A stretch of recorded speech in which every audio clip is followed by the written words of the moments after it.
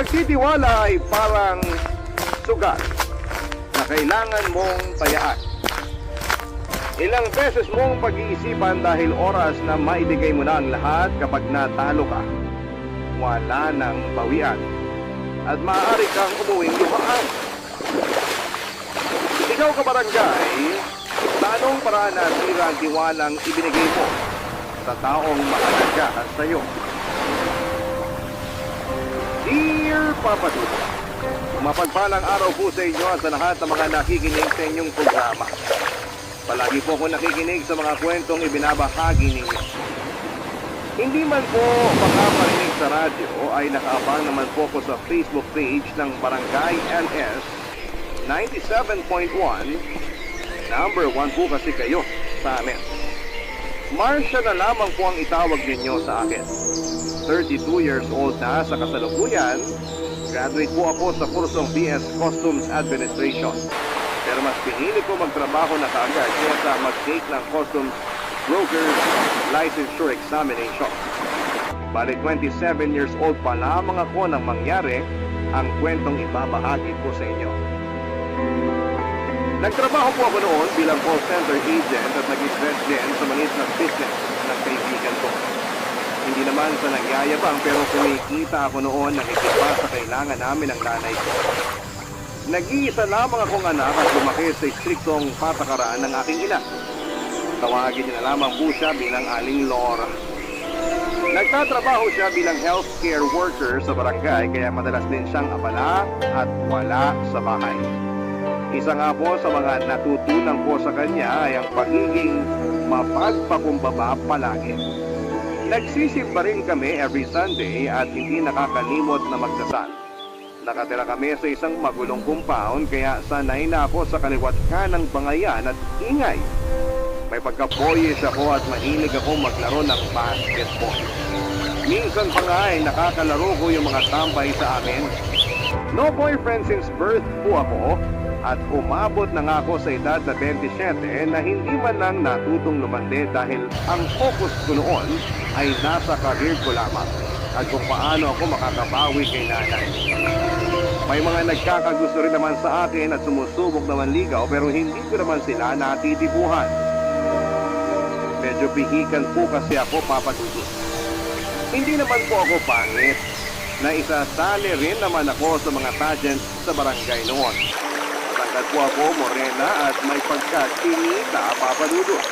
Kahit MPSB po ako ay meron naman akong matagal ng hinahangaan. At ang tanging koneksyon ko na lamang sa taong yon na matagal ko nang hindi nakikita ay ang gay best friend ko si Paul. Mas matanda ako ng 2 taon sa best friend ko na isang online seller at nagmamanage ng kanyang milk tea shop kung saan ako nag-invest, Papa Dudu.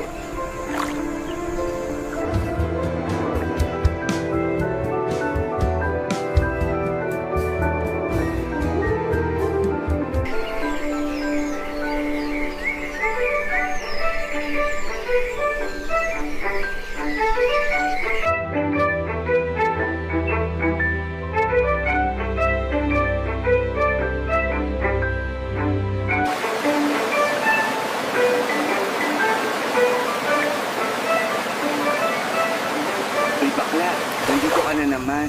Di ba dapat natutulog ka na? Asa ka pang makakatulog ako doon? Sa ingay ba naman ng mga kapitbahay? Ay, So ano, pailitiin mo na lang ang buhay mo kaya di ka na matutulog, ganon. dami namang sermon. Tinalo mo pa nanay ko ah. Seryoso ako, bakla ka. Kung ayaw mong matulog, maghanap ka na lang ng jowa. Lumandi ka naman. Napaka-boring ng buhay mo, Marcia. Hi. Nasabi ko na sa'yo nagagala ako sa Sunday eh. Sama ka na. Nako, hindi na. Makahanap ka lang ng jojowain. Sobrang happy na ako for you. Kasi naman, 27 ka na, no? Hindi ka na bumabata. Ito naman, ipamukha talaga ang edad. Hindi lang edad. Aba, galawin mo naman ang baso. Baka mag-lock na yung cake mo down there. Sayang naman kung di man lang madidiligan. Alam mo, nakakaloka na yung mga sinasabi mo. Nakakahiyang isipin. Tsaka feeling ko, di pa talaga ako ready para dyan. Gusto ko, ibibigay ko lang yung una ko sa taong gusto at mahal ko. Yung pakakasalan ako. Ang drama naman ng beshi ko. Sige na nga, di na kita pipilitin. Baka mamaya basahan mo pa ako ng Bible verse. Ikaw yung bunganga mo talaga. Sa ginagawa mo kasi, tatandang dalaga ka na lang talaga. Bigyan mo rin naman ang sarili mo ng pagkakataong pumasok sa isang relasyon. Sumuko ka lang. Ay nako, bahala ka dyan, Paul. Basta ako, masaya na ako sa buhay ko. May boyfriend man o wala. Ay sus, sinasabi mo lang yan dahil wala pang dumarating. Ah, siya nga pala. Naalala mo pa si Joshua? Joshua? As in si... Oo, yung kababata nating crush na crush mo noon. Eh balita ko, nakauwi na raw from Cebu. Nagchika sa akin ng nanay niya nang bumili ng milk tea rito. Nandyan daw sa kanila ngayon para magbakasyon. Ano, gusto mo ba siyang makita? Ha? Makita? Ayun, tingnan mo to. Biglang nautal. Siguro may gusto ka pa rin dun, no? Ano ka ba? Wala na kaya. Ang tagal na nun Saka, ang tagal ko na rin siyang di nakikita. Baka mamaya, may girlfriend na pala siya o asawa. Dami naman agad sinasabi. O siya, ako na ang magsasabi sa'yo. Wala pa. Wala pa siyang jowa. Eh mag-isa lang naman siya nung umuwi. Nakasalubong ko pa nga kagabi after ko magsara nitong shop. Talaga? Ano? Nagkwento ba siya sa'yo? Sus, Yan ba yung wala nang gusto? Eh mukhang excited ka na makita ulit si Joshua. ni Paul naman eh. Baka may makarinig sa'yo rito na nakakakilala sa kanya. Nakakahiya. Bakit ba takot na takot ka? Eh wala namang masama kung magiging close kayo ni Joshua. O kahit maging kayo pa. Yun ay kung single nga talaga siya. Sa'yo naman walang duda. Kilalang kilala kita mula ulo hanggang paa. Parang hindi pa kasi ko handang makita siya eh. Hala siya. Makareact, kala mo ex si Joshua. Alam mo kasi, sa liit nitong lugar natin, imposibleng hindi kayo magkita no? Alam ko naman, pero kasi nakakahiya talaga eh. Paano kung nalaman pala niya nun na nagkagusto ko sa kanya? Ano ka ba? Eh past is past. Maliban na lang kung aamin ka ulit ngayon. Uy, namumula siya. Uy, tumigil ka nga dyan. Kaibigan din natin yun, ano ka ba? Mag-close nga lang kayo. Tama na nga yung drama mo. Eto na, tatawagan ko na. Invite mo mag-dinner para magkita na kayong dalawa. Haha, Paul, huwag na. Ayan, nagriring na.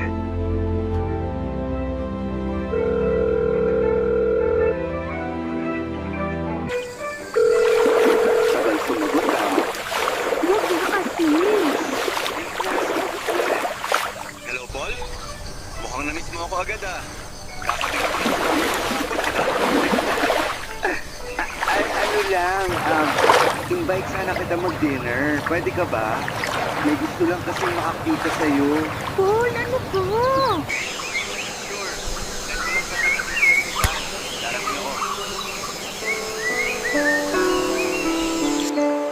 Papa Dudu, 25 years old na si Joshua. Tulad ni Paul ay isa rin siya sa mga kababata ko noon. Maaga nang siyang nag-mature dahil breadwinner siya ng pamilya. Ay naman sa mga kwento ni Paul ay natupad daw ang pangarap ni Joshua na maging civil engineer. Ang kaso lamang ay kagagaling lang daw nito sa breakup with his long-time girlfriend. Mahigit 5 taon din daw ang relasyon nito sa dating nobya. Tulad ko ay mahilig din sa basketball si Joshua. Para sa akin ay hindi naman siya mahirap magustuhan. Lalo na't hindi nalalayo ang mga hilig namin. Bukod kasi sa pagiging sporty niya ay mahilig din siyang mag-road trip at pumunta sa mga magandang pasyalan. Nakaramdam ako ng pinaghalong kaba at excitement dahil sa inaasahan kong muli naming pagkikita ni Joshua. Nang muli kaming mag-usap ni Paul tungkol sa dinner ay nakiusap ako. na kung maaari doon na lamang kami sa bahay niya dahil alam niya rin kung gaano ka-istrikta si nanay pagdating sa mga bisita. Ayaw din kasi noon ang masyadong maingay sa bahay. Sa muling pagkikita namin ni Joshua ay hindi namin naiwasang magkahiyaan sa isa't isa. Halos hindi ko magawang makapagsalita nang dumating siya sa bahay ni Paul. Mas tumangkad kasi siya at mas lalong gumwapo. Yung simpleng dinner po namin, Papa Dudut, ay nauwi sa isang inuman. At doon ay tila nabawasan ang hiya ko sa muli naming pagkikita ng aming kababata na matagal ko na rin hinahangaan, Papa Dudut.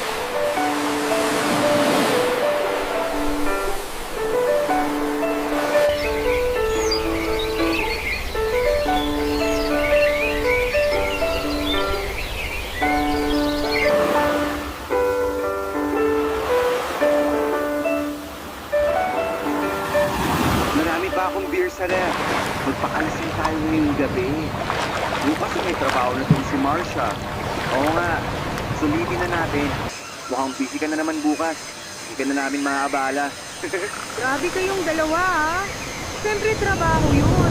Dapat focus tayo, di pwede pa istorbo. Sus, trabaho.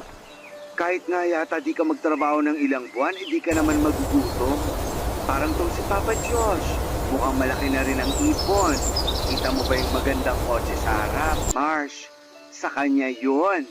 Grabe, paldo-paldo na tong Frenny natin. Siyempre, matagal ko rin pinag-ipunan yun. Alam mo naman pag breadwinner, family first. Diba, Marcia? Ha? Ah, oo. Grabe ha, ako ang kausap tapos biglang titingin kay Marcia. Iba rin. Saka, kanina pa ako may napapansin sa inyong dalawa. Tagal ko rin kasing hindi nakausap tong si Marcia. Wait, may boyfriend ka na ba? Mamaya may magalit ka na. Boyfriend? Wala pa rin eh. Pa rin? So, never ka pang nagka-boyfriend? Paano naman magkaka-BF yan? Eh, napaka-istrikta ng nanay niya. Kulang na lang ipasok sa kumbento yung si Marcia. Uy, Paul. Huwag ka namang ganyan sa nanay ko. Wala namang masama sa paraan ng pagpapalaki niya sa akin. Yung kawalan ng boyfriend sa loob ng maraming taon, choice ko rin naman yun. Sige na nga. Sorry na. Eh, ikaw naman, Joshua. Bakit kayo nag-break ng jowa mo? Bakit naman sa akin napunta yung topic? Past is past, di ba? Eh, syempre, ang tagal ka naming di nakita, no? Makikichismis lang naman ng konti sa mga ganap mo sa live. Masama ba yun? Paul, wag na. Masyado na yata private yun para pag-usapan. Sorry. Parang di ko pa kasi kayang pag-usapan sa ngayon. Inom na lang tayo. Sige na nga. Pero ang boring naman kasi kung wala tayong pag-uusapan. Wait, alam ko na. Ibalik na lang natin kay Marcia ang topic. Konti na lang talaga. Masasabunutan na kita. Talaga lang ha? Paano yung sabunot ng mahinhin? Paranas nun. Pero seryoso, Marcia. Bakit nga ba hindi ka ba nagkaka-boyfriend? Wala ka man lang bang nagugustuhan? Sigurado naman ako na may nanligaw na rin sa'yo.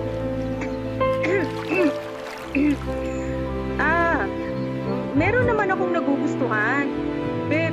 Pero hindi siya nanligaw eh. Baka naman kasi masyadong manid yung nagugustuhan mo. Huwag na nga nating pag-usapan. Hindi naman niya kasalanan kung di niya ako gusto, no? Well, ang masasabi ko lang, ang swerte ng lalaking yon para magustuhan mo. Tingin ko pa naman sa'yo, mataas standards mo pagdating sa mga lalaki. Hindi naman sa mataas. Gusto ko lang talagang mapunta sa matinong tao. Yung di ako sasaktan ng physical at pure ang intention sa akin. Well, since single naman kayo pareho at kilala nyo na rin ang isa't isa, what if maging kayo na lang? Uy, Paul, ano ka ba? Kakagaling lang ni Josh sa breakup, tapos bibiruin mo ng ganyan. Ayos lang. Pero alam ko naman na kahit makamubuan na ako hindi rin magpapaligaw si Marcia. Mukhang hindi naman yung mga kagaya ko ang type niya eh. Akala mo? Bakit naman may patakit ng bibig? Ang daldal mo masyado, Bessie. Uminom ka na lang kaya? Pwede? Siya nga pala, na-miss ko yung bonding natin dati. Yung tumatambay tayo dyan sa may kanto tapos kumakain ng tusok-tusok. Actually, ang tagal na nga rin namin hindi yan nagagawa. Gawin natin ulit? Naku, Kayo na lang. Namiss ko rin naman ang ganung bonding. Pero masyado akong busy sa aking business. Kaya nyo na yan. Teka lang ha, CR lang ako. Balik ako agad. Sure ako, di na babalik yan. Mukhang lasing na rin eh. Ikaw ba? Ayos ka lang? Oo, ayos lang naman ako. Pero medyo tinatamaan na rin. Huwag kang mag-alala. Ihahatid naman kita pa uwi kapag hindi mo na talaga kaya. Salamat ha. Alam mo, tama ka.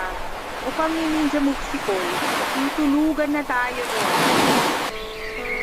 Pagkatapos ng dinner at inuman namin yon ay napadalas na rin ang pag-uusap namin ni Joshua Papadudut. Kwentuhan sa chat, sa tawag at video call. Madalas akong niyayayang lumabas ni Joshua kung saan-saan na rin po kami nakakarating noon. Pareho kaming mahilig mamasyal sa mga malalayong lugar.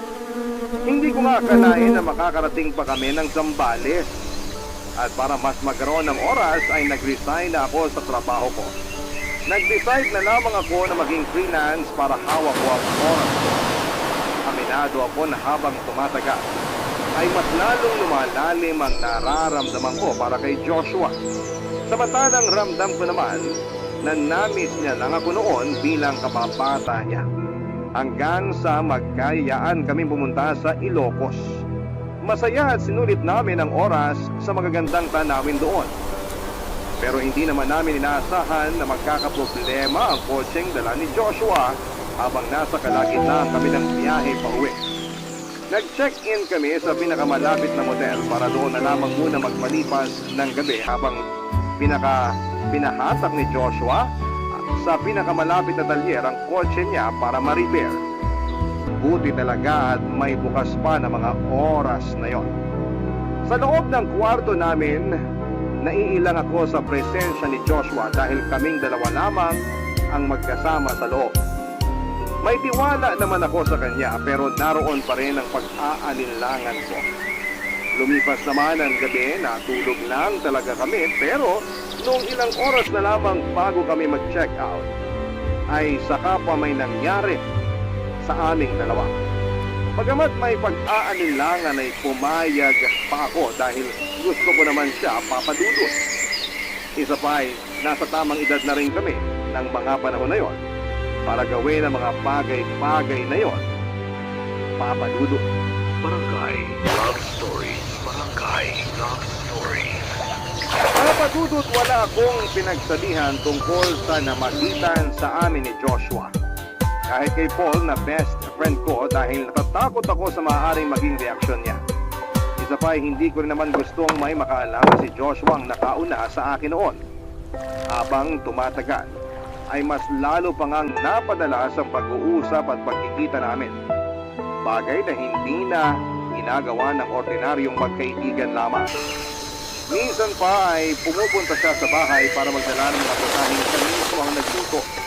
May mga pagkakataon namang mga paborito naming street food noong bata pa kami ang pasalubong niya.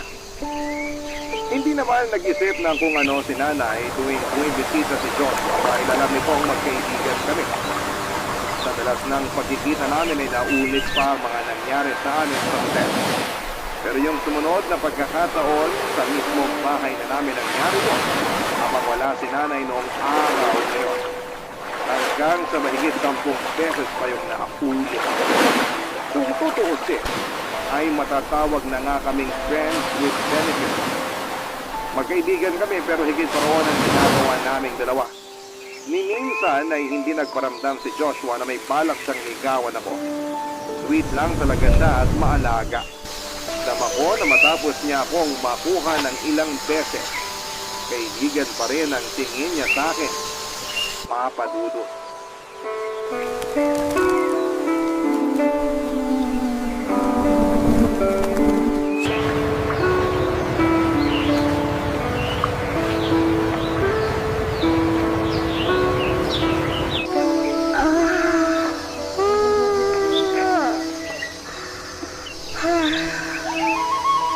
Nay, ano pong dinner natin?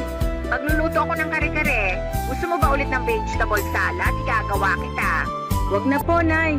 Magra-rice po ako ngayon. Masyado kasi akong nagutom kanina.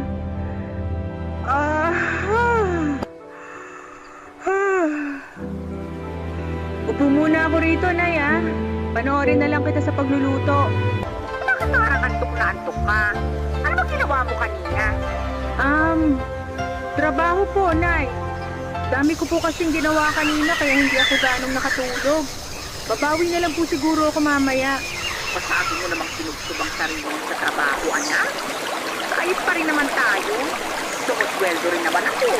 Kaya huwag mong abusuhin ng sarili mo. Huwag niyo na pong isipin yun, Nay. Ayos lang po talaga ako. Madadala naman po ito sa tulog. O sige, maupo ka lang dyan. Ay, siya nga pala. Mukhang napapadalas yung kababata mong si Joshua dito, ah. Ha? Po? Bumibisita lang naman po, Nay. Saka nagpapadala rin daw po si tita ng pagkain. Bumibisita? Wala ka namang sakit. Nay naman eh. Nagmamagandang loob lang po yung tao.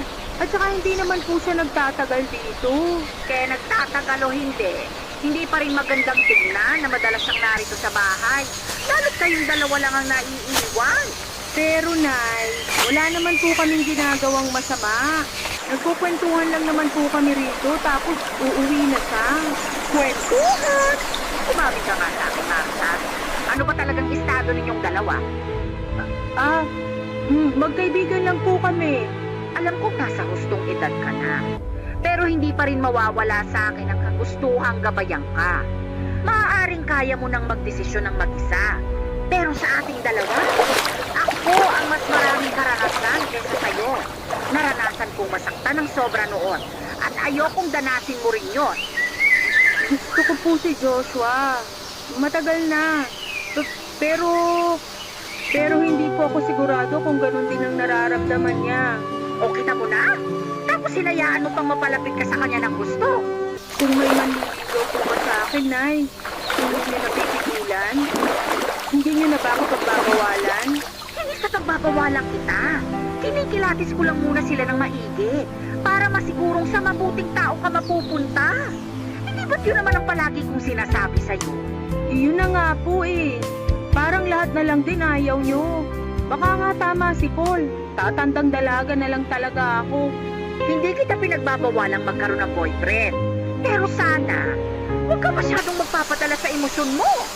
Hindi ko gusto ang Joshua na yun para maging boyfriend mo. Tapos, Ang unfair niyo po. Pinayagan niyo akong magka-boyfriend pero hindi naman ako pwedeng magdesisyon kung sino. Nakakasakal po yun, Nay. ganun ba? Ganun ba ang tingin mo sa ginagawa ko? Sinasakal kita? Opo, Nay. Dahil lahat na lang, kailangan niyo pang idikta sa akin. Nay, 27 na po ako. Ilang taon na lang, magte-30 na ako. Nagsasawa ka na ba sa mga pangaral mo, Marsa? Hala, sige. Kung ayaw mo nang makinig sa akin, gawin mo na lang kung anong gusto mo. Nay naman, unawaan niyo rin naman po ako. Ayokong ganito tayo. Gusto ko lang din namang maranasang maging masaya. Gusto ko rin maranasang magmahal. Hindi tayo magiging ganito kung maayos kang magdesisyon. Basta, hindi mo ako mapipilit dyan sa gusto mo. Hindi ko gusto yung Joshua para sa'yo. Iba talagang pakiramdam ko sa lalaking yun eh. Malakas ang kutob ko na may tinatago siyang kung ano. Ay, ewan, bahala ka. Kung makikipagrelasyon ka sa kanya tapos nasaktan ka, huwag kang iiyak sa harap ko ha. Dadagukan talaga kita. Sa kabila ng pagtutol ni nanay ay patuloy pa rin akong nakipagkita kay Joshua Papadudut. Hindi ko magawang tangkihan si Joshua tuwing nag-aayatang lumabas. Meron ding mga araw na ako ang nag-invite sa kanya. May mga pagkakataong lumalabas kami para mag-check-in sa motel, kung saan ay paulit-ulit na may nangyayari sa amin. Hindi ko na rin pinag-isipan ang madalas kong paggastos noon tuwing lumalabas kami. Nahihiya rin kasi ako na palaging si Joshua lamang ang naglalabas ng pera. Masaya naman ako sa ganong klase ng setup namin, Papadudut. Wala kaming relasyon pero madalas kaming magkasama at naroon kami tuwing kailangan namin ang isa't isa. At dahil madalas na akong inuumaga ng uwi ay palagi na rin akong pinagsasabihan ni nanay. Alam kong kahit na hindi niya sabihin ay alam na niya kung ano ang nangyayari tuwing lumalabas kami ni Joshua. Pero hindi ko na lamang po pinansin ang mga sinasabi ni nanay. Alam ko pong nakakainis at marami sa mga nakikinig ngayon ang hindi nagustuhan ang ginawa kong yun. Pero masyado akong nadala sa pagmamahal na nararamdaman ko para kay Joshua ng mga panahong yon. First time ko kasing maranasan na maging ganon kasaya. Kaya ini-enjoy ko na lamang ang bawat segundong kasama ko siya. At naging bulag sa mga bagay na sana'y noon mo pa nakita, Papa Dudut.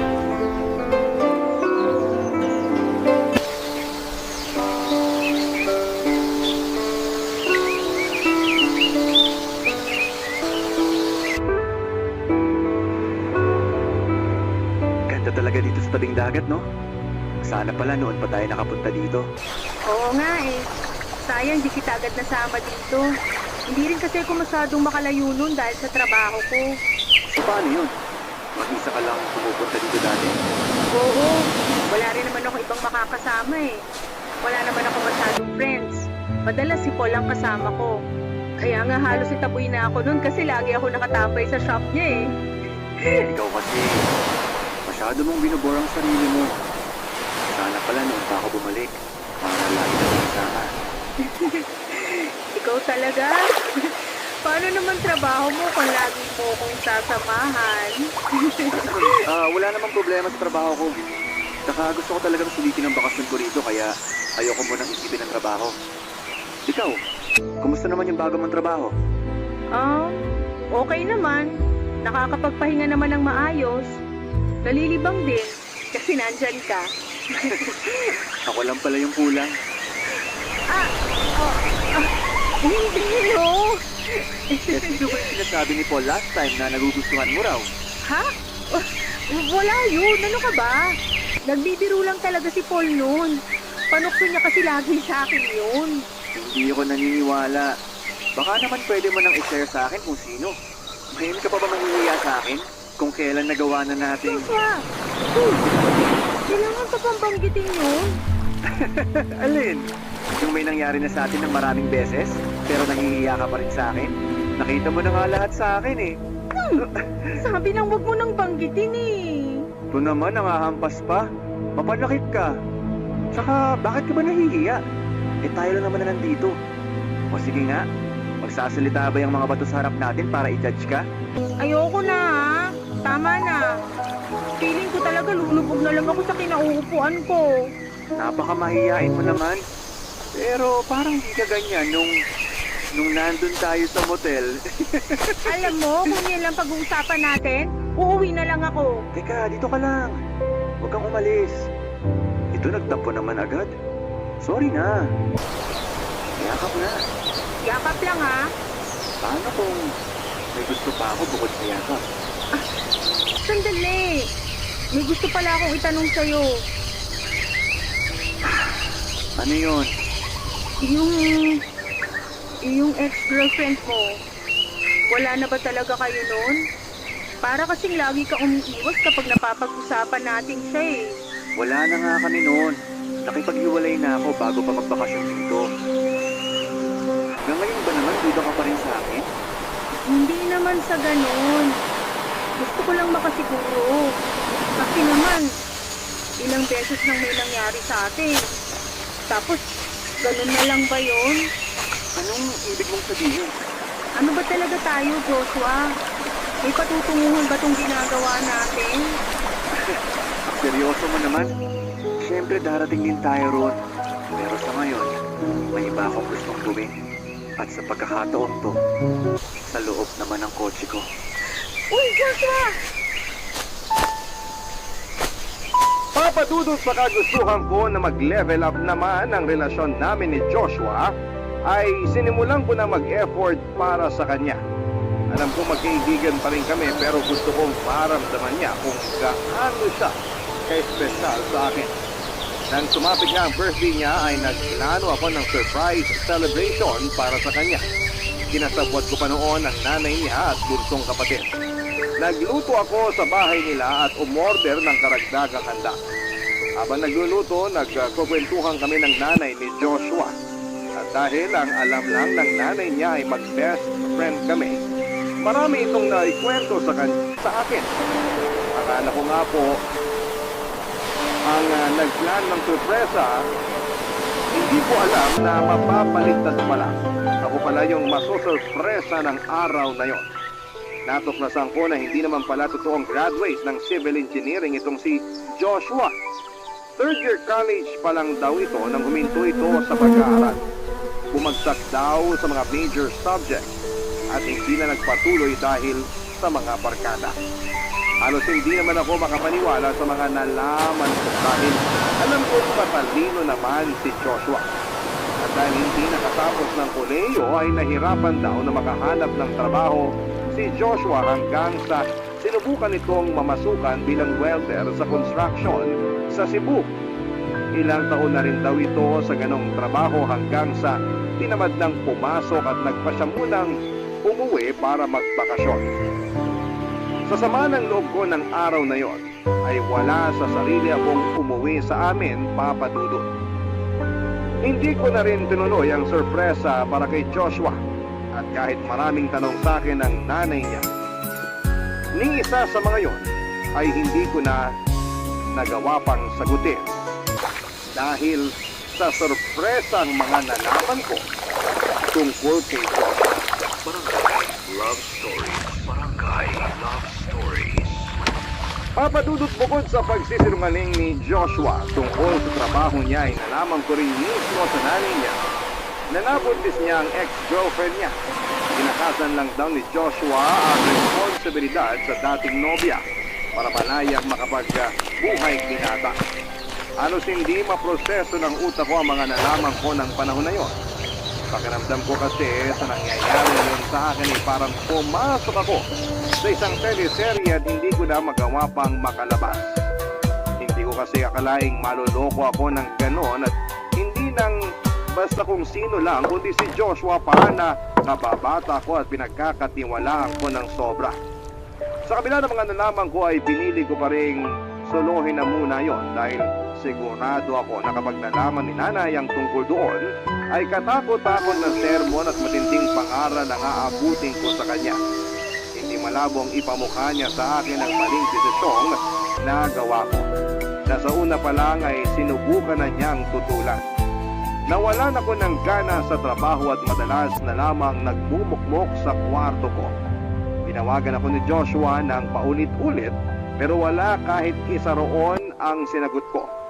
Akala niya ay nagtatampo lamang ako ng panahon na yon. Wala pa kasi siyang ideya na alam ko na ang mga kasinungalingan at panluloko niya sa akin, Papa Dudut.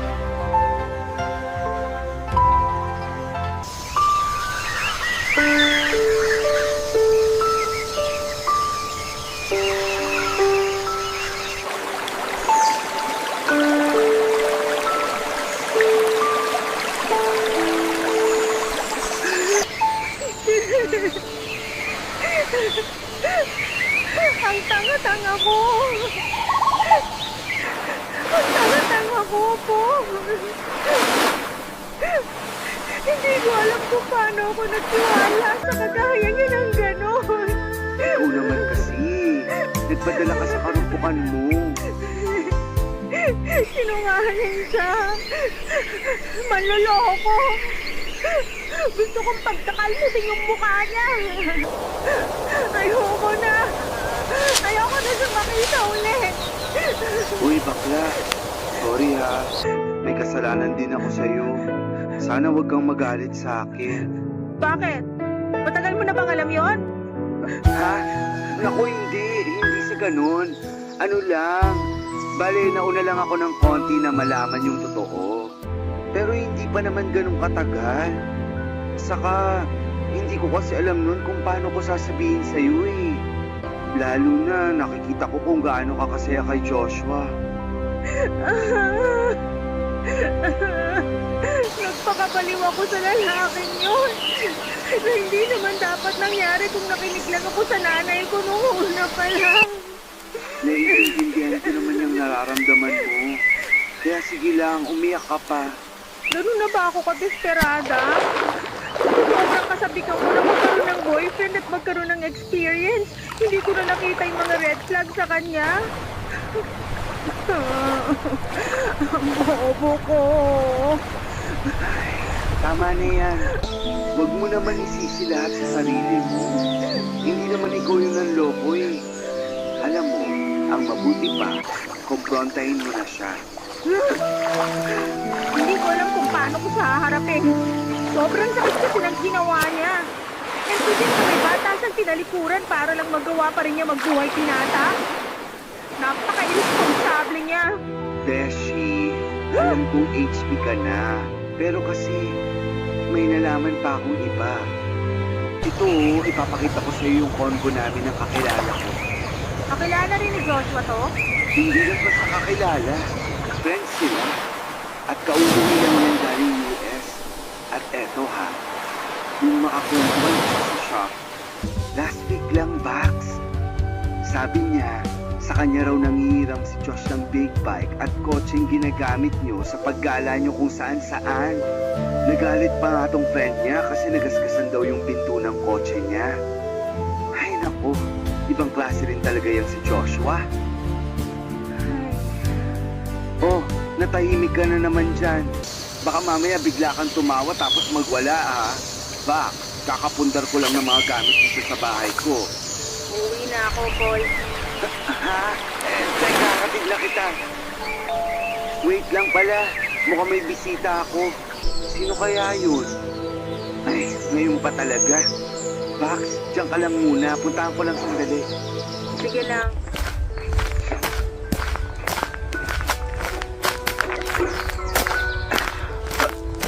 Joshua? Ikaw pala? Ano nga atin? Pasensya na si Storbo, Paul. Nandiyan ba si Marcia? Pinuntahan ko kami sa bahay nila. Pero sabi ni Tita, wala naman siya ron. Baka raw nandito. Wala siya dito. Paul, sige na. Makausap naman sa kanya, please. Hindi naman ako ang magdedesisyon kung kakausapin ka niya o... Ay, ayun na pala siya. Boy, sige na. Sa labas na lang kami mag-uusap. Ah, okay, sige. Ikaw, Joshua, sunod ka sa akin.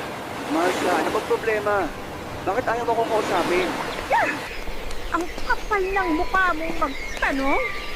Sa tingin mo kakausapin pa kita matapos kung malaman lahat ng panloloko mo sa akin? Panloloko? Ano bang sinasabi mo? Huwag ka na nga magpaka-inosente dyan. Gusto mo bang isa-isahin ko pa mga kasinungalingan mo? Sige, unahin na natin yung ex-girlfriend mo na tinakbuhan mo matapos mong buntisin. Ha? Paano mo nalaman? Sa nanay mo mismo. Ngayon ka magsinungaling sa akin. Sabihin mong hindi totoo lahat ng nalaman ko. Grabe ka, Joshua. Iniwan mo yung nabuntis mo para magbuhay binata ka dito. Ginago mo kung hayop ka. Sandali lang. Magpapaliwanag muna ako, Marcia. Wag na. Hindi na kailangan. Nalaman ko na lahat ng kailangan kong malaman mula sa nanay mo. Napakasinungaling mo. Pinagmukha mo akong tanga. Maling-mali ako ng pagkakakilala ko sa'yo. Patawarin mo ako. Hindi ko alam kung mapapatawad pa kita sa lahat ng panloloko mo sa akin.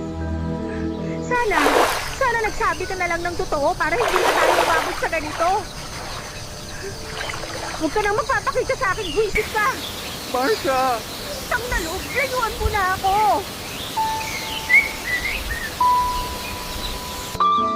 Papadudot sa kabila ng sinabi kong wag na siyang magpapakita sa akin ay patuloy pa rin niya akong pinupuntahan sa bahay para kausapin.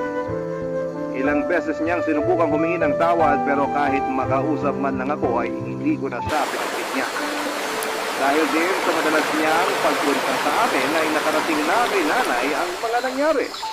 Akala ko noon ay susumpatan ako ni nanay sa hindi ko pakikinig sa kanya. Pero hindi ganoon ang nangyari. Isang mainit na yakap mula sa kanya ang natanggap ko. Doon ko lang napagtanto kung gaano kabuti ang intensyon ni nanay sa pagtutol niya noon sa kagustuhan kong makipagrelasyon kay Joshua. Pero nangyari nga mga nangyari kaya tinanggap ko na lamang ang pagkakamali ko. Para makaiwas kay Joshua ay naghanap na lamang ako ng trabaho na malayo sa kanya. Pumayag naman si nanay na mag-solo na muna ako dahil nasa tamang edad na rin naman daw ako. Palagi akong tumatawag doon kay nanay para mangumusta at paminsan-minsan naman ay binibisita ko siya. Pero kahit na anong iwas ang gawin ko, Papa Dudut ay tadhana na mismo ang nagtulak para muli kaming magkita ni Joshua matapos ang 2 taon.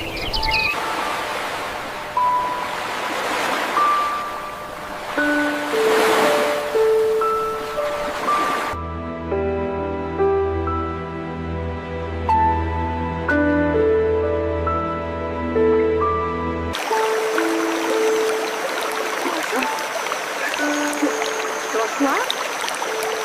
Anong ginagawa mo rito sa terminal? Pinauwi ako ni nanay. Namimiss na raw kasi ako. Hinihintay ko na lang yung paalis sa bus. Ikaw? Obvious ba?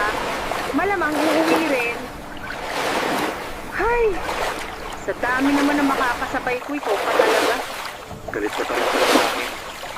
Sorry. Ano bang inaasahan mo sa muling pagkikita natin? Sasalubungin kita ng yakap at tatagta rin ng halik? Tanga ka ba? Naiintindihan ko naman kung galit ka pa sa akin. Hindi rin kita pipiliting patawarin ako. Buti alam mo. Sungit mo na talaga. Pero kahit hindi ka interesado, gusto ko pa rin magkwento. Ayokong makinig sa mga kwento mo. Pwede ba lumayo-layo ka sa akin? Naaalibad-baran ako sa presensya mo eh. Wala naman ako nakakahawang sakit. Pigilan mo nga yung drama mo. Di bagay sa'yo. Nakahanap na nga pala ako ng trabaho. Di ko naman tinatanong. Alam kong hindi. Kaya nga magkukwento na lang ako eh. Saka para na rin di ka mainip habang naghihintay. 30 minutes pa hihintayin natin eh, bago dumating yung bus. Siguraduhin mo lang na may sense yung kwento mo ha. Kasi kung wala, lumipat ka na ng pwesto. Yung malayo sa akin. Ang sungit talaga. Parang ibang Marcia na tuloy yung katabi ko. Masungit pero maganda pa rin. Ano ba? Hindi ako nakikipagbiruan sa'yo ha. Ito naman, masyadong seryoso. Eto na, nakahanap na ako ng maayos na trabaho. Sa call center din, gaya mo dati. Kailangan na kasi, para alam mo na, makapagpadala man lang sa anak ko. Buti naman naisip mo yan. Finally, may ginawa ka rin tama. Kasi kung di mo kayang maging responsableng boyfriend, maging responsable ka man lang dun sa anak mo. Hindi naman niya kasalanan na nabuhusan ng tatay niyang pano. Alam ko naman na kasalanan ko talaga na nakabuntis ako ng wala sa oras. Na-realize ko na rin lahat ng pagkakamali ko. Kaya salamat, ikaw yung nagpa-realize sa akin ng mga nagawa kong pagkakamali. Kahit di dahil sa akin, kailangan mo talagang akuin mga pagkakamali mo. Ang tanda mo na, isip bata ka pa. Tama ka, naging isip bata nga ako. Kaya sorry talaga, Marcia.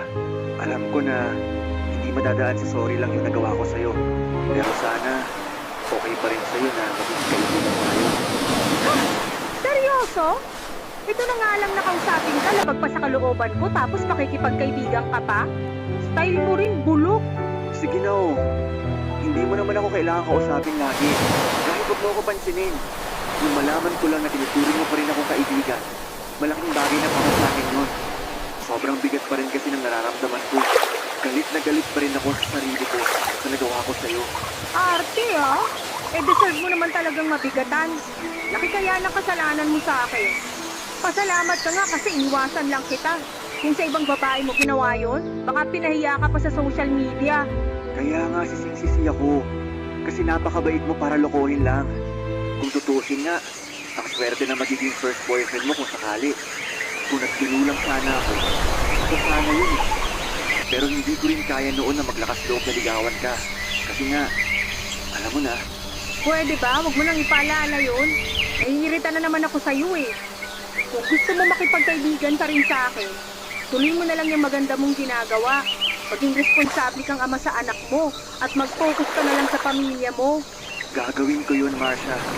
Hindi para sa sarili ko, hindi para sa anak ko, o para sa pamilya ko. Para na rin sa'yo.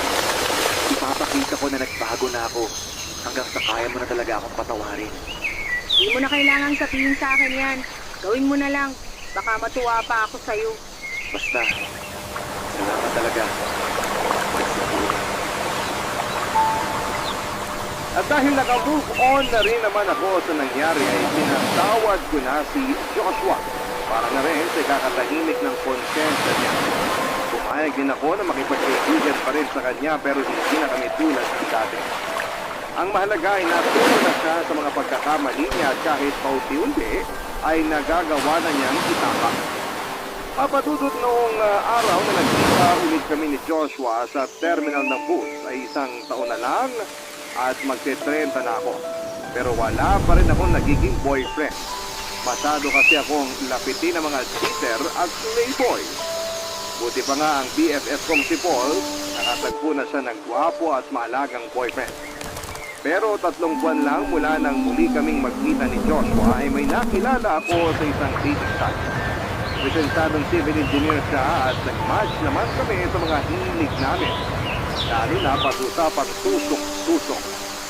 Sa pagkakataong yun ay sinigurado ko muna na lahat ng sinabi niya sa akin ay totoo at hindi gawa-gawa lamang. Dahil nadala na talaga ako noon kay Joshua. At matapos lang ang ilang buwan naming pag-date ay ipinakilala na niya ako sa mga magulang niya. Hindi ko na rin naman pinatagal ang panliligaw niya dahil pareho lang naman kami ng nararamdaman para sa isa't isa.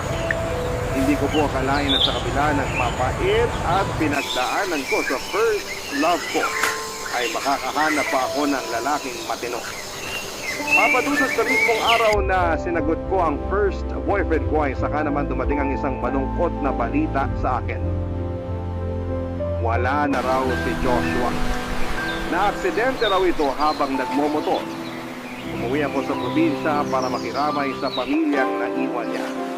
Kasama ko ang boyfriend ko noon at sa kabila ng pagluluksa ay naging masaya naman para sa akin ang nanay ni Joshua. Nagpasalamat pa siya sa akin noon dahil sa halip daw na gantihan ko ang ginawang panluloko ng anak niya ay mas pinili ko na lamang na magpatawad. Sa ngayon ay masaya po ako sa love life ko, Papa Dudut. Engaged na rin kami ng boyfriend ko at malapit ng ikasal. Maraming salamat po, Papa Dudut, sa pagbabahagi ng kwento mo at maraming salamat din sa lahat ng mga kabarangay natin na nakinig at taus-pusong nagpapasalamat din po ako sa Barangay Love Stories para sa pagkakataong may bahagi ito. Hindi masama ang magpaganda at maging maalaga sa sarili. Ang mahalaga ay masaya ka at walang tinatapakang tao sa klase ng buhay na iyong pinili. Ikaw, kabarangay, paano mo ipinakikita ang pagpapahalaga mo sa iyong sarili? Dear Papa Dudut, mapagpalang araw po sa inyo at sa mga kabarangay natin laging nakatutok sa inyong programa. Dante na lamang po ang itawag ninyo sa akin, Tubong Pangasinan. Libangan na po namin ang pamilya ko ang pakikinig sa Barangay Love Stories bukod sa panonood ng mga programa sa GMA7. 58 years old na po ako sa ngayon at yung kwento ko naman ay nangyari 13 taon na ang nakakalipas. Pangingisda na po ang naging hanap buhay ko noon mula nang makapagtapos ako ng high school. Meron din akong kapatid na itago na lang natin sa pangalang Mado. 10 taon ang agwat naming dalawa. Pareho kami na napilitang magtrabaho sa murang edad pa lamang at hindi na nakapagtapos pa ng pag-aaral dahil ulilang lubos na kami. Maputi naman ako noon, Papa Dudut, at masasabi ring magandang lalaki. Pero nasunog na lamang ang balat ko sa araw dahil sa klase ng trabaho ko. Noong una ay maliit lang ang kinikita ko sa pagsama sa pangingisda. Maliit lang kasi ang bangkang ginagamit namin, pero sa katagalan ay nadagdagan na rin naman ko nang isama na ako ng ko sa laot. May-ari siya ng malaking fishing boat at siya rin ang operator nito. Nang panahong yun, Papa Dudut, ay may kinakasama na ako. Amor na lang ang itawag namin or natin sa kanya. 11 taon ang agwat namin. Dalaga pa siya nang makilala ko at mukha pang mas bata kesa sa edad niya. Mahilig ko siya sa mga nabibiling beauty products. Maganda siya at maganda rin ang bubog ng katawan.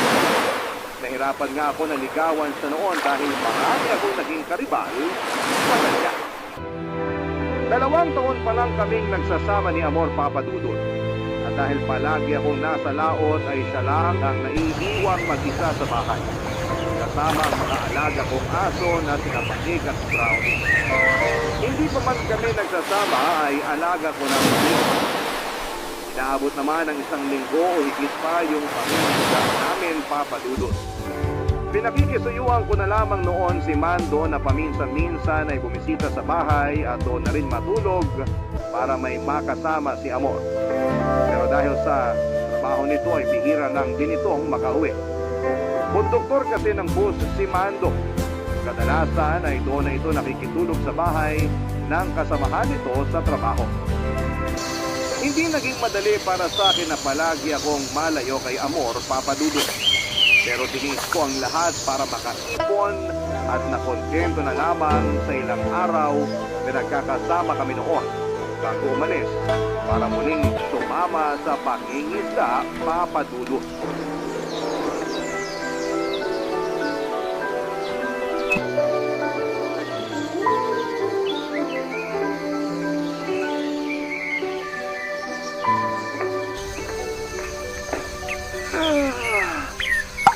Ay, grabe, nakakaantok. Ang sakit pa ng buong katawan ko sa pagbubuhat ng mga isda kanina. Makaupo nga muna dito sa sofa. Ikaw naman kasi, pwede namang hindi ka muna sumama kahit 1 linggo lang. Pero masyado mong inaabuso yung sarili mo sa trabaho. Tingnan mo, tinanghali ka na lang uwi. Kung di ka pa nga dumating dadala na sana kita ng pananghalian dun sa fish force. Ano, gusto mo ba imasahe kita? Aba, siyempre, hindi ko tatanggihan yan. Pero mas maganda kung mamayang gabi na lang. Para pagkatapos ng masahe, alam mo na, sexy time naman. Gusto ko yan. Yan ang gusto ko sa'yo eh. Wala nang arte-arte pa. Ay, teka, may bibigay nga pala ako sa'yo. Mukhang alam ko na kung ano yan. Excited na ako. So talaga? Ito yung parte ko sa pinagbentahan ng isda kanina. Malaki-laki na rin to. Sa susunod may papaayos na rin natin tong bahay. Ipapatiles ko na rin yung seg natin para di ka na mahirapang magpunas araw-araw. Talaga? Naku, salamat, mahal ah. Ayaw mo talaga napapagod ako? Dahil dyan, anong gusto mong iluto ko para mamayang hapunan? Ayoko muna ng isda ngayon. Nilagang baboy na lang siguro para makakita ko ng mainit na sabaw. Yun lang pala eh. Samahan ko na rin yan ng pork chop para ganahan ka mamaya. O siya, bihis muna ako para makapamalengke na. Pwede bang mamaya na? Halika muna. Dito ka muna sa tabi ko. Pasablan tayo sandali. Nabis kita eh. Sus, pwede naman yan mamaya. Kahit magdamag pa kung gusto mo. Mamaya ka na umalis. Marami pa namang oras para mamalengke ka eh. Pero baka wala na akong maabutan ng sariwang karni sa palengke kung hapon pa ako pupunta. Mahal naman. Kahit ilang minuto lang. Sige na nga, ikaw talaga. Isa na nga lang maglambing eh. Oh, eto na nga, uupo na sa tabi mo. Kumusta ka naman dito habang wala ako? Wala bang nanggugulo o nangungulit sa'yo? Wala naman. Alam mo namang tahimik dito sa atin. Tapos karamihan pa nga ng mga nasa paligid mga kamag-anak mo lang din. Kaya nga ang dami rin nakikialam eh. Nakikialam? Sino namang nakikialam sa'yo, mahal? Naku, hayaan mo na. Kaya ko na yun. Eh, ikaw ba? Kamusta yung pakiramdam na walang katapos ng tubig lang yung nakikita mo sa laot? Hindi naman. Kahit minsan nakakalimutan din. Saka namimiss kita kaya excited laging umuwi. Sandali. Nasaan yung isa nating aso? Si Brownie. Nandun sa labas. Kagala-gala lang naman yung isang yun. Umuwi lang pag nagugutom na. Siyempre, alam nga naman magtrabaho yun. Hindi naman yun ang ibig kong sabihin. Eh si Patik, nakita mo ba sa labas? Oo, nakita ko. Pero ba't ganun? Parang namamayat yung isang yun. Naku, parang may sakit kasi yung aso mong yun. Ay, bakit ba kasi puro na lang yung mga alaga mo yung pinag-uusapan natin? So, sige naman. Huwag mong sabihin na si Celos sa mga aso natin. Ha? Hindi mo? Kung hindi, yakapin mo nga ako. Yung mahigpit ha. Tapos samahan mo na rin ng manamis-namis na halik. Alam mo, ikaw ang aga-aga pa para dyan sa kaharutan mo. O bakit? May oras pa dapat yun? Namit na ako eh. Namiss din naman kita, pero pwede bang maligo ka muna? Medyo amoy daing ka na eh. Amoy kabibilad na daing pa lang naman. Papadudot nung una ay ayos lang sa akin kahit minsan ay napapabayaan na ni Amor ang mga alaga naming aso at yung ibang gawain sa bahay. Alam ko naman na naghahanap buhay din siya noon kaya hindi yun naging problema sa aming dalawa. Pinapaalalahanan ko na lamang siya at pinagsasabihan sa maayos na paraan para maiwasan yung hindi namin pagkakaunawaan. Noong sunod na uwi ko naman ay pinahinto ko na siya sa pagmamanicure para hindi na niya kailangan pumunta sa kung saan-saan para maghanap ng customer. Katwiran ko naman noon ay sapat na yung kinikita ko sa pangingisda para sa aming dalawa, kaya hindi na niya kailangang magtrabaho pa. Pero kahit nasa bahay na lamang siya at wala nang ibang ginagawa ay naging pabaya pa rin siya noon, papadudot. Bukod pa roon, ay may mga pagkakataon din na umuuwi ako na hindi si Amor ang naaabutan ko sa bahay, kundi yung mga kalat na mukhang ilang araw nang hindi nalilinis. Tuwing tinatanong ko naman siya kung saan siya pumupunta ay lagi niyang inililihis ang usapan. Tanong-tanong ako sa iba kong kamag-anak na kapitbahay lang namin noon kung may alam sila sa madalas na pag-alis ni Amor. At hindi ko nga inaasahan nang sabihin nilang madalas lang nakikita sa sosyalan ng kinakasama. Bagay na kahit minsan ay hindi niya nabanggit sa akin. Doon ko na rin nalaman papadudot ng perang iniipon namin ay unti-unti na niyang inuubos sa pagsusugal.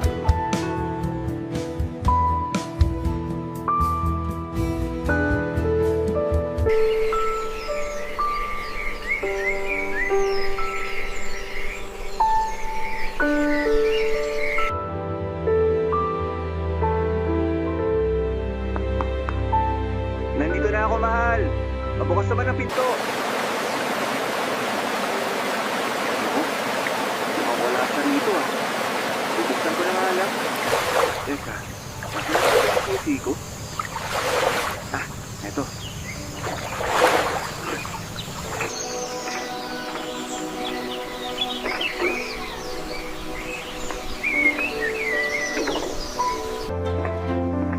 Nasaan kaya yung babaeng yun? Teka. Anong amoy yun? Parang nabubulok na. Anak ng tokwa. Ang daming kalat naman ito. Di man lang ba siya naglilinis ng bahay? Ay, pagod na nga sa pangingisda, ako pa maglilinis. Pambihira talaga. Ano ginagawa mo rito? Sa problema yung bangka. Kaya napaaga ako ng buwi. Ikaw, saan ka galing? Ha? Ako? Diyan lang. Pumunta lang ako sa bahay lang ng kaibigan ko. Sa bahay lang ng kaibigan mo, posturang-postura ka. Ikaw naman, masama na bang mag-ayos ngayon? Siyempre, nasanay naman talaga ako nagpapaganda bago lumabas ng bahay. Masama na ba yun ngayon? Wala akong sinasabing masama magpaganda. Ang sa akin lang, bago mo sana gawin yan, asikasuhin mo muna tong bahay. Tingnan mo, ang dami ng kalat, pati mga maruruming damit kung saan-saan na lang nakalagay. Ang init naman agad ng ulo mo. Sige na, magbibihis lang ako, tapos lilinisin ko na yung mga kalat na yan. Gusto mo? Pati ikaw, linisan ko na rin. Para namang sinabi mo ng napakadumi ko. Hindi. Ano ka ba? Hindi naman yun ang ibig kong sabihin. Bakit ba kasing init masyado ng ulo mo? Magtatanong ka ba? Ikaw kayong umuwi ng pagod na pagod. Tapos dadatnan mong walang tao sa bahay. Tapos ganito pa kakalat. Mahala, medyo nakaka-offend na yan. May inaasikaso lang kasi talaga ako, kaya lagi akong wala dito sa bahay. Ano ba yung inaasikaso mo? Yung para sa bago kong negosyo. Nagpapaluwagan kasi kami ng kaibigan ko para mapaikot pa yung perang iniipon natin. Di ba't sinabi ko naman sa'yo na hindi mo na kailangan gawin yun? Ako nang bahala sa mga gastusin dito sa bahay. Oh, yung mga aso wala na naman. Buhay pa ba ang mga yon? Ano kasi? Si Batik hindi na umuwi rito. Si Brownie naman nandun sa likod ng bahay. May sakit yata. Pambihira naman, Amor. Hindi mo man lang ba hinanap? Hinanap ko. Pero hindi ko na kasi nakita. Baka, napagtripan na ng mga tambay. Ano na naman kaya mong gawin dito? Mukhang lahat na lang napapabayaan eh. Pasensya ka na. Alam mo namang wala akong hilig sa mga hayop eh. Saka nangangagat yung mga aso mo. Ang hirap pa amuin eh. Paano nga aamo sa'yo kung di mo naman pinapakain? Hindi naman mahirap gawin yun eh. Pero hindi mo pa rin magawa. Samantalang sa pag-aayos mo, ilang oras ang inuubos mo para lang magmukha kang ganyan. Teka nga lang, Dante. May problema ka ba sa pag-ayos ko? Wala nga. Wala akong pakialam kahit maghapon ka magpaganda. Basta yung mga alaga natin, mapakain mo sa tamang oras at makapaglinis ka naman ng bahay. Ganun lang kasimple. Kasi kung kukuha pa tayo ng katulong para gumawa ng mga yon, kailan pa tayo makakaipon ng papaayos itong bahay? Oo na, sige na. Maglilinis at pakakainin ko na yung mga alaga nating aso. Hahanapin ko rin ulit si Batik. Pero please naman, huwag ka nang magalit. Hindi lang yun ang kinagagalit ko. Meron pa? Ano ba kasi yun? Sabihin mo na nang matapos na to. Magsabi ka nga ng totoo. Sa kaibigan ka ba talaga pumupunta? O tumatambay ka sa sugalan? Ano ba nagsabi sa'yo niyan? Hindi na mahalaga kung sino yung sabi sa akin. Sagutin mo na lang yung tanong ko sa'yo. Hindi yung totoo. Ano ka ba naman, mahal? Huwag ka nang magalit dyan. Ipagluluto na lang kita ng masarap na ulam pagkatapos kong maglinis ng bahay. Siguraduhin mo lang na hindi ka nagsisinungaling. Kasi hindi mo magugustuhan ang gagawin mo kung nagkataon. Mga kadudot, pagkamat pinalampas ko ang nagawa ni Amor ng panahong yon, ay hindi pa rin nawala ang pagdududa ko sa kanya. Kahit kasi hindi ko ito itanong, ay meron pa rin nakapagsabi sa akin na hindi lang sa pagsusugal na uubos ang perang ibinibigay ko kay Amor, Papa Dudut. Bukod sa pagbili ng kung ano-anong produktong pampaganda ay sumasali na rin siya sa mga paluwagan na mga imported at may kamahalang bag para masunod ang luho niya. Wala naman sanang problema kung gagastusin niya ang pera para sa sarili niya gamit ang sarili kong pera. Pero ang hindi ko matanggap noon ay yung pagpapabayaan niya sa bahay at unti-unting paglayo ng loob niya sa akin. Kahit na hindi niya sabihin ay ramdam ko noon na may nagbago na sa kanya. Hindi lang sa kilos at pananamit, kundi pati na rin sa pakikitungo niya sa akin. May mga pagkakataon kasi na parang pinandidirihan niya ako. Dumagdag pa sa mga iniisip ko ang usap-usapang nakarating sa akin na meron daw lalaking kinikita si Amor tuwing umaalis ako. Guwapo raw ang lalaki at mukhang may kaya sa buhay. Pero dahil mas matimbang ang pagmamahal ko sa kanya ay pinaliwala ko noon ang mga naririnig ko at mas naniwala na lamang sa sinasabi niya. Inudyukan na rin ako ng tiyuhin ko na magkaroon ng sariling anak para meron ng pagkakaabalahan si Amor. Sa kagustuhan kong magkaroon na rin ng anak ay kinausap ko si Amor at sinabi ko sa kanya ang mga plano ko. Hindi lang para makabuo kami ng sarili naming pamilya, kundi dahil wala na akong nakikita pang ibang babae na makakasama ko habang buhay. Maliban sa kanya, ng panahong yon, Papa Dudut. Barangay Love Stories. Barangay Love Stories. Papa Dudut, pumayag naman si Amor na magkaanak na kaming dalawa. Ikinatuwa ko naman yon dahil akala ko ay tututol siya sa ideyang yon.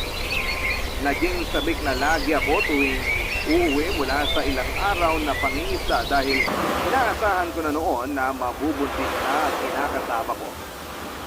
Sobrang excited ko ng panahon na yun ay hindi pa man si Amor ay pinaghantaan ko na ang mga gastusin para sa panganganak niya. Wala naman akong bisyo kaya hindi yun naging mahirap para sa akin. Hindi rin po ako ng bababae kahit minsan ay hindi maiwasang Mapalapit ako sa doktor dahil sa mga kasama ko sa pangingisda na medyo makalokohan sa buhay. Nakailang subok na rin kami noon ni Amo na magkaanak. Mag-iisang taon na kami naghihintay at umaasa na mabubuntis siya pero nabigo kami ng panahon na yon. Nang patignan ko siya sa doktor ay maayos naman ang resulta at malusog din siya kaya walang nakitang dahilan kung bakit hindi siya mabuntis. Pero nung ako na ang nagpatingin sa doktor, Papa Dudut, ay halos bumuho ang pundo ko nang malaman ko na baog pala ko. Mababa raw ang sperm count ko kaya hindi kami makabuo, Papa Dudut.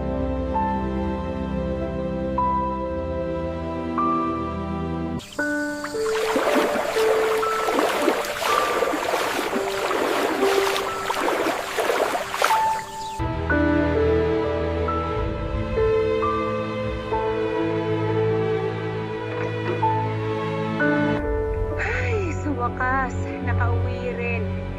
Nakakapagod. Halos 2 oras din yung biyahe natin mula Orly hanggang dito sa Impala. Ay! Uy, ba't ang tahimik ko dyan? Nagugutom ka na ba? Magluluto ako ng... Wala akong ganang kumain.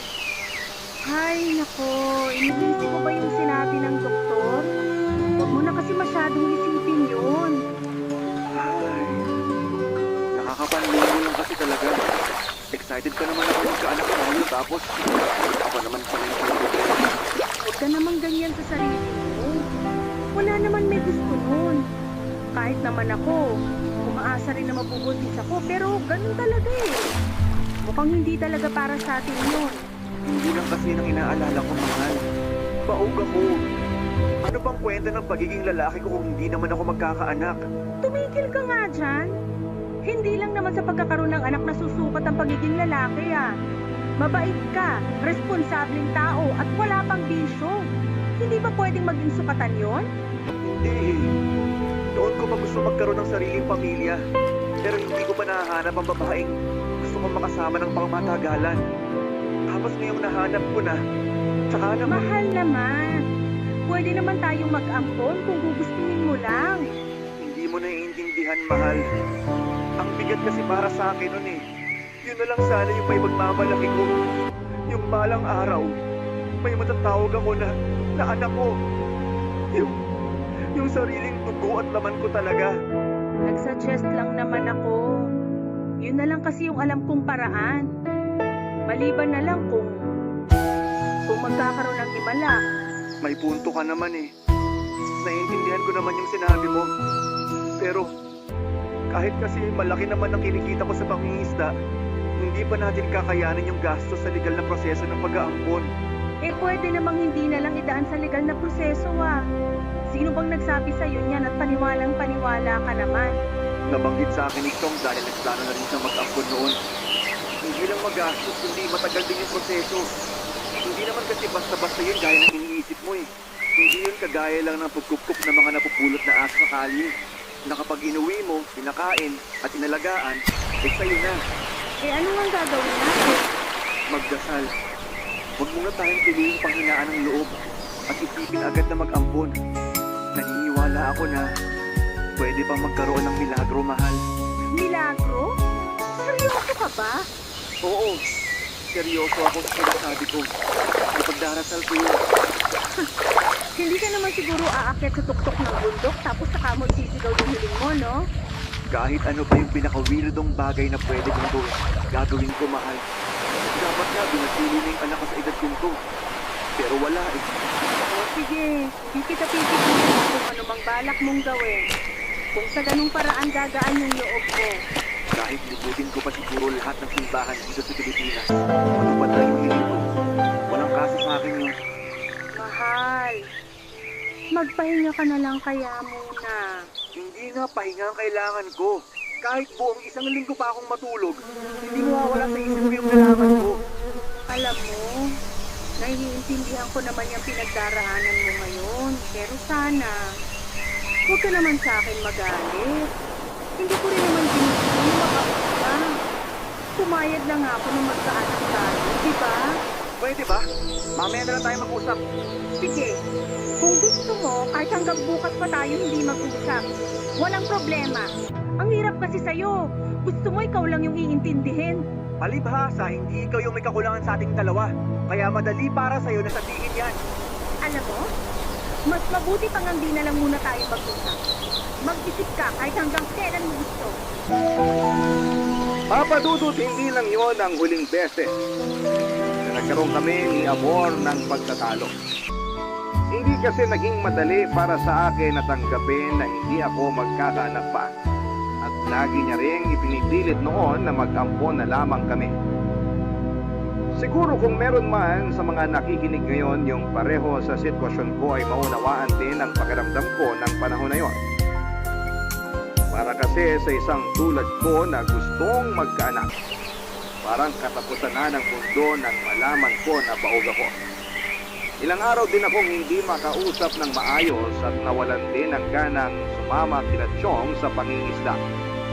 At dahil naiintindihan naman nila ang sitwasyon ko ay hinayaan na muna nila akong magpahinga ng ilang linggo. Malungkot din ang naging Pasko at bagong taon namin dahil wala akong ganang mag-celebrate pa ng panahon na yon. Palagi lang akong nasa bahay samantalang si Amor ay hindi noon nawawala ng lakas. Hayaan ko naman siya na makipagkita sa mga kaibigan niya kesa naman lagi na lamang kaming nagtatalo sa bahay.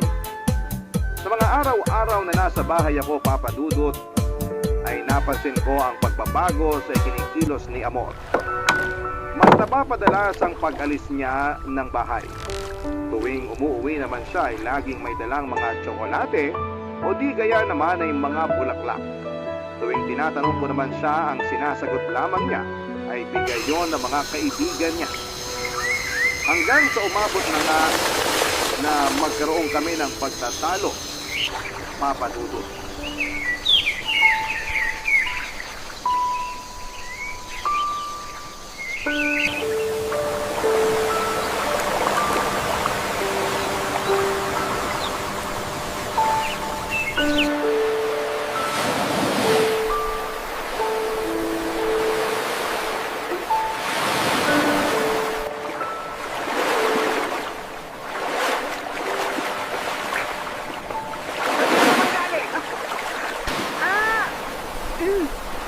Nagkayayaan lang kami ng mga kaibigan ko.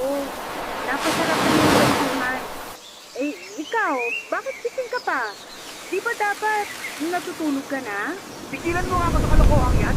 Araw-araw kayo nagkikita ng mga kaibigan mo. Tapos inaabot pa kayo ng 10 oras ng gabi. Anong klaseng kwentuhan ba ginagawa nyo, ha? Baka tanong ka naman, parang iba na yung tinutumbok mo eh. Eh, anong gusto mong isipin ko? Paghapon kang wala rito, hindi ko alam kung saan ka pupunta dahil basta ka na lang umaalis. Ah, ganon. Dapat pala, sa bawat oras na aalis ako, magpapaalam pa ako sa'yo. Ang higpit mo naman? Hindi kita pinaghihigpitan. Babae ka. Hindi maganda yung inaabot ka pa ng gabi sa labas. Tapos hindi ka man lang nagsasabi. Maghapon ako nag-aalala. Nakapagtanong-tanong pa ako sa mga kapitbahay kung may nakakita sa'yo. Pero alam mo kung anong nalaman ko? Anong nalaman mo? Kita mo na? Sa reaksyon mo pa lang na yan, halatang may itinatago ka sa akin. Kung ako sa'yo, umamin ka na lang. Kesa ipagmukha ko pa sa'yo yung kagaguhang ginagawa mo. Anong kagaguhan? Sinabi ko naman, di ba? Mga kaibigan ko lang yung kasama ko kanina. Hindi naman mahirap intindihin yun. Sige, pagbibigyan kita. Akin yung cellphone mo at tatawagan ko yung sinasabi mong kaibigan. Kapag mali ako, tatanggapin ko yun. Pero kapag ikaw ang mali, hindi ko na yung palalampasin pa. Hindi. Nagpapahinga na yung tao tapos yung istorbo mo pa dahil lang dito? Talaga ba? Kung wala kang pinatago sa akin, hindi ka matatakot na kausapin ko yung sinasabi mong kaibigan. Akin yung cellphone mo! Hindi! Kahit ano yung sabihin mo, hindi ko bibigay sa'yo. Ibibigay mo ng kusa o sapilitan ko yung kukunin dyan sa bag mo. Wala akong ibibigay. Tapos ang usapan. Akala mo ba hindi ko napapansin yung pag-aayos mo? Na dati naman eh, hindi mo ginagawa. Yan. Yan kasi ang hirap sa inyong mga lalaki. Pag nag-aayos kami, minamasama nyo. Pag nagmukha naman kaming losa, maghahanap kayo ng ibang mas maganda sa amin. Alam mong di yan ang pinupunto ko. Eh ano? Parang masyado kasing big deal sa'yo yung pag-aayos ko eh. Kung alam mo lang, Ang dami kong naririnig tungkol sa'yo. Sa pagtitigal mo, sa pagsali mo sa paluwagan ng mga mamahaling tuwag, aanin ko ba yung mga yun? Hindi tayo mayaman. Kaya naman pala galit na galit ka. Ayaw kong gastusin ko yung pera mo. Yung mga bag na galing sa panuwagan, pwede mo rin ibenta yung mga yon pag nagipit tayo.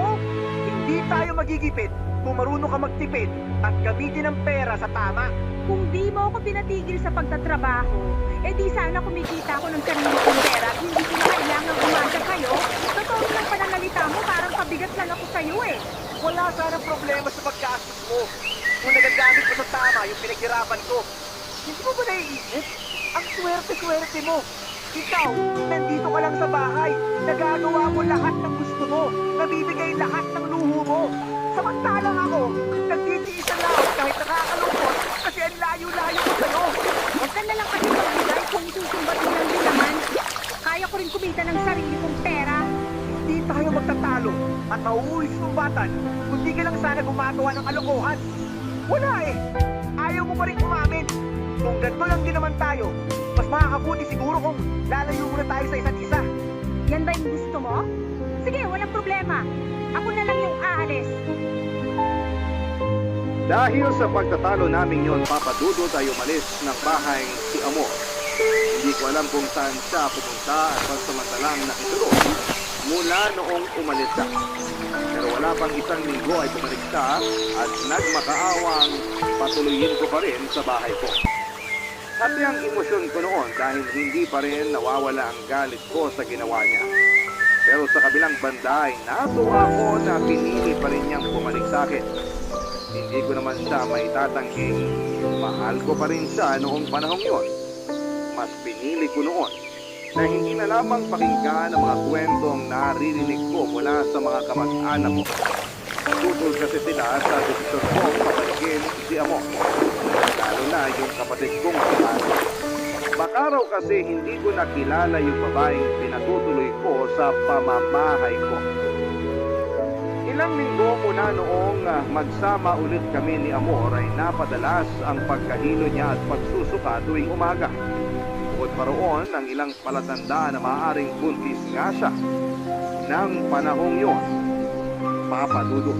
Barangay Love Stories. Barangay Love Stories. Papa Dudut, natuwa ako nang makumpirmang buntis si Amor. Sa pag-aakalang nagkaroon nga ng himala kahit napatunayan na ang pauga ko. Batid kong yung iba sa mga nakikinig ngayon ay naiinis sa paraan ng pag-iisip ko ng panahon na yon. Pero naging bulag ako sa posibilidad na hindi ko anak yung dinadala ni Amor. Dahil na rin siguro yon sa matinding kagustuhan ko na maging isang ama. Noong malaman ni Mando ang tungkol sa pagbubuntis ni Amor ay agad itong naghinala. May pagkakataon daw kasi noon na habang nasa laot ako ay naaabutan ni Mando na walang tao sa bahay tuwing uuwi ito kahit 10 oras na ng gabi. May posibilidad kasi na ilang araw ding hindi umuwi noon si Amor at bumabalik lang sa bahay kapag alam niyang pauwi na ako. Nagte-text din ako sa kanya tuwing nakakasagap na ako ng signal. Dahil nga sa mga nalaman ko ay napalitan ang sayang nararamdaman ko ng pagdududa, Papa Dudut.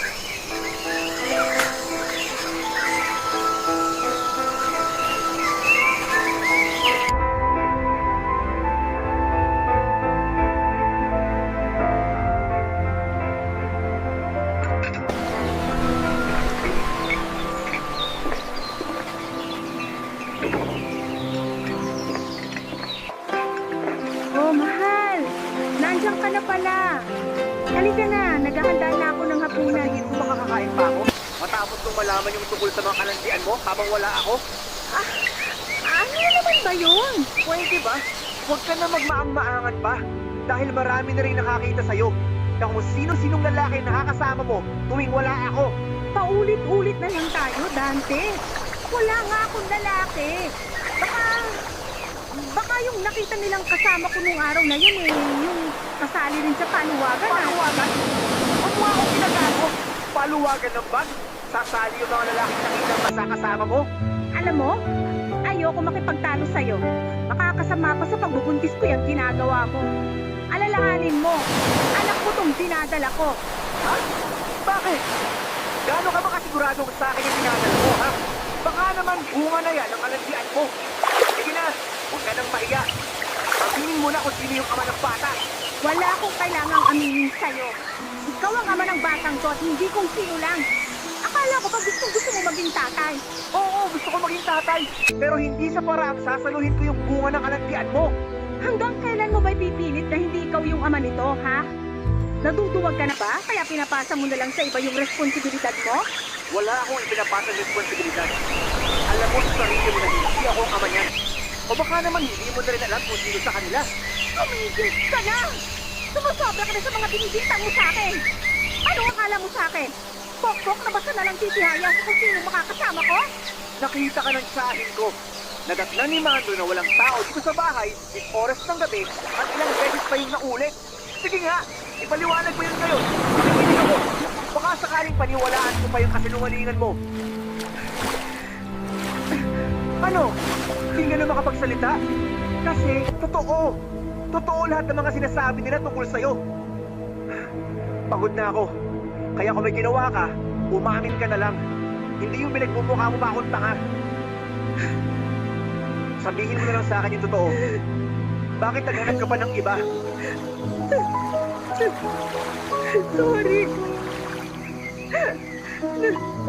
Nadala lang ako ng tukso. Eh, di inamin mo rin. Bakit kinatukso? Dahil ba mas gwapo sila at mas mabango? Hindi. Huwag ka nang mahiya.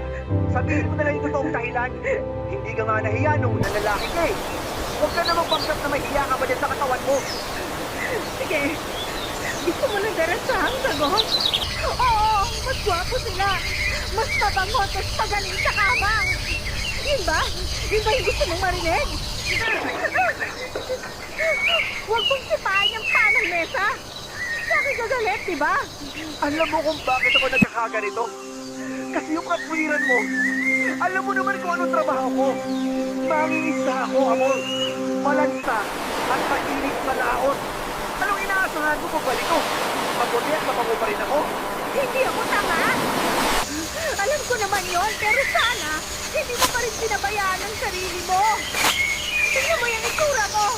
Mga pagkamalang ka ng tatay ko. Ang lupit mo! Inibutan mo na ako sa ulo! Iniinsulto mo pa ako! Sino ba nagsimula nito? Di ba ikaw rin naman? Hindi ko yun gagawin kung nagtino ka lang sana! Tigilan na natin to. Pagod na ako makipagtalo sa'yo. Bukas na bukas din, umalis ka na sa pamamahay ko ito. Ayoko nang makita ni anino mo rito. Papadudot kong nahirapan akong tanggapin yung pagiging paug ko. Hindi ko akalaing mas mahihirapan pala ako na tanggapin ang panlulokong ginawa ng babaeng paandakupasan ng pagkasalan ng panahong yon. Umalis nga si Amor kinabukasan. Balita ko noon ay doon siya nakituloy sa bahay ng kaibigan niyang nagpapaluwagan ng mga mamahaling bag. Bukod doon ay wala na akong iba pang balita tungkol sa kanya. Mula noong mawala siya sa bahay, aminado po ako na nami-miss ko pa rin ang presensya niya. Nasanay kasi ako noon na siya ang lagi naghahanda ng pagkain namin. Kapag nawala niya sa bahay, na namang pagbalik ng alaga kong aso na matagal-tagal na rin hindi umuwi. Kahit pa paano ay nabawasan ang lungkot na nararamdaman ko noon. Alam ko na tama lang ang naging desisyon kong palayasin siya para ipamukha ang panlulokong ginawa niya sa akin habang nagpapakahirap ako magtrabaho para sa aming dalawa. Pero may parte sa akin na pinagsisisihan kong itinaboy ko. Dahil na rin siguro mahal ko pa rin siya noon sa kabila ng lahat ng maling nagawa niya. Hindi ko inaasahang babalik siya sa akin makalipas lang ang halos isang buwan mula nang palayasin ko siya. Paulit-ulit siyang humihingi ng kapatawaran na hindi ko naman kaagad ibinigay. Tinanggap ko siya at muling pinatuloy sa bahay ko, papadudot. Wala na raw kasi siyang ibang matutuluyan kaya nakiusap na lamang siya sa akin kung pwedeng makituloy pansamantala. Marupok man akong maituturing ng panahon na yon, ay hindi ko na lamang yon inisip. Lalo na't nadala na rin ako sa awang nararamdaman ko nang malamang tinakasan siya ng lalaking nakabuntis sa kanya. Alam ko rin kasi na hindi siya babalik sa akin at makikiusap na patuloyin kung may iba pa siyang malalapitan. Inisip ko na lamang noon ang batang nasa kanyang sinapupunan na walang kamalay-malay sa ginawa niyang kalokohan. Ilang buwan ding malamig ang pakikitungo ko sa kanya at patuloy na aalis din siya kapag nakahanap na ng malilipatan, pero habang tumatagal ay mas lalo pong naging mahirap para sa akin na paalisin siya sa ganong kalagayan na papadugo.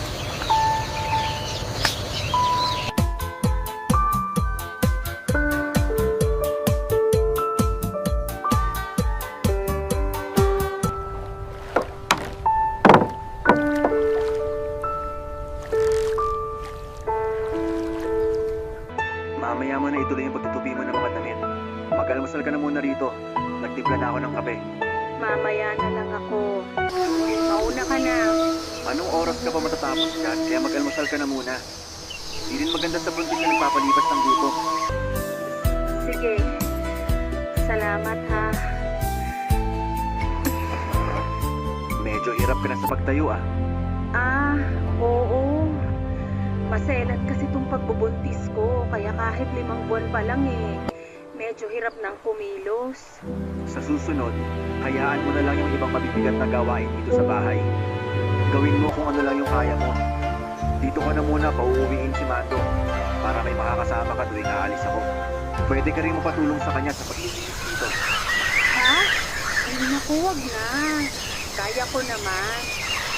Nakakahiya naman sa kapatid mo kung makakabala ko sa pagpipiliin sa trabaho. Kaya ano na, nakausap ko siya kahapon.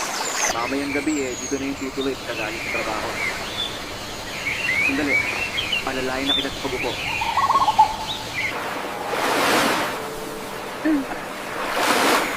Salamat. Kumain ka ng marami. Sige, salamat. Ituloy mo na lang yung pagtutupi mo ng mga damit mamaya. Ako na lang yung magluluto ng tanghalian natin. Sige, ikaw ang bahala. Nga pala, tuloy pa ba yung paglipat mo? Oo, tuloy naman yun. Ano kasi, kulang pa yung naisabi kong pera para sa pangrenta. Pasensya ka na kung natagalan na ako rito sa bahay mo. Huwag ka mag-alala. Siguro, mga 1 buwan na lang at makakaalis na rin ako. Hindi naman kita pinapaalis. Naitanong ko lang kasi sabi mo nga, masela niya pagbubuntis mo. Baka lang mahirapan ka kung lilipat ka pa. Pero, paano ka magkakaroon ng bagong girlfriend kung nandito pa rin ako sa bahay mo? Baka maging dahilan pa ako na... Wala naman akong nililigawan, kaya imposible magkaroon ako ng girlfriend. Ay, hindi naman natin pag-usapan yan. Ganito na lang. Huwag ka na munang umalis. Wala namang kaso sa akin kahit dito ka tumira hanggang sa makapanganak ka. Tutulungan na rin kita sa gastusin. Saka mo na lang ako bayaran kapag kaya mo. Seryoso ka ba? Ayos lang yun sa'yo? Oo nga. Kaya asikasuhin mo na lang yung sarili mo at yung batang pinadala mo. Wala ka nang kailangan pang alalahanin. Salamat talaga ha. Hindi ko akalain na tutulungan mo pa rin ako sa kabila Yan na na... naman tayo Nakalipas na yon. Tsaka ayoko na rin pag-usapan pa. Ang mahalaga, maayos ang kalagayan mo at napakatang nasi sa pupunan mo. Napakabait mo talaga, Dante. Lalo na kung pinagsisisihan na niloko kita. Sana mapatawad mo pa ako. Alam mo, naaminin ko, mahal pa rin kita sa kabila ng ginawa mo. Pero bakit pa rin kasi para sa akin yun. Kaya hindi ko pa magawang magpatawad sa kanya. Ikaw, kung makakapag-hintay ka, baka sakaling bumalik pa tayo sa dati. Yun ay kung ako pa rin. Maniwala ka man o hindi, sobrang pinagsisisihan ko na lahat ng nagawa ko. At kahit tanungin pa ako ng 100 beses, ikaw pa rin yung gugustuhin kong makasama sa buhay. Kung ganon, bigyan mo lang sana ako ng sapat na panahon. Dahil sa oras na aayain na kita magpakasal. Kung hindi ka kayang panagutan ng ama niyang dinadala mo, aakuin ko ang batang yan. Aalagaan ko kayo mag-ina. Pero sana hindi ka na maghanap pa ng iba. Hindi na. Promise, hindi na. Magpapakatino na ako. Hindi lang para sa'yo, kundi para na rin sa magiging anak natin. Papa Dudu, tinupad naman ni Amor ang pangako niya na magbabago na siya. Ibinenta na niya mga mamahaling bag na nakuha niya mula sa paluwagan at itinabi ang pera para sa parangan. Hindi naman nagtagal ay napatawad ko na rin siya, Papa Dudu. Nga pala talaga ganon madaling magpatawad kapag mabigat ang naging kasalanan sa iyo ng isang tao. Pero nang panahon na yon ay mas nangibabaw ang pagmamahal ko sa kanya. Doon ko kasi napagtanto na hindi ko pala kayang mapalayo sa akin si Amor. Hindi naman ako nagsisi na binigyan ko pa siya ng isa pang pagkakataon dahil maganda ang naging resulta nito. Lalaki po ang sanggol na isinilang niya, Papa Dudu. At gaya ng pangako ko ay inako ko ang bata at inalagaan na parang isang tunay na anak. Pinalaki namin ito ng maayos at sinuportahan ko naman ang pag-aaral nito. Ikinasal na rin kami ni Amor na magkaroon ng kasalang bayan sa akin. Kaya naman mas tumibay pa ang naging pagsasama naming dalawa. Sa ngayon, Papa Dudut ay binatilyo na ang anak naming si Leonard. Ipinagsapat naman ng asawa ko ang tungkol sa tunay nitong ama at hindi na yon pinatagal pa. Natuwa naman ako dahil sa murang edad pa lamang ay malawak na ang pangunawa nito. Masaya na rin ako dahil nagkaroon ako ng isang masaya at buong pamilya matapos ang mga pagsubok na pinagdaanan namin ni Amor. Hanggang dito na lamang po ang kwento ko, Papa Dudut. Sana ay nagustuhan niyo po ito at kahit papaano ay kinapulutan din po ng aral. Maraming salamat po sa inyo at sa bumubuo ng Barangay Love Stories. Isang karangalan po na mabigyan ako ng pagkakataon na maibahagi ko ang kwento ko dito sa inyong programa. Number 1 po kayo sa puso naming mga solid ninyong taga-pakinig. Maraming salamat po and God bless sa inyo, Papa Dudu. Ang inyo pong forever kapuso at kabarangay, Dante.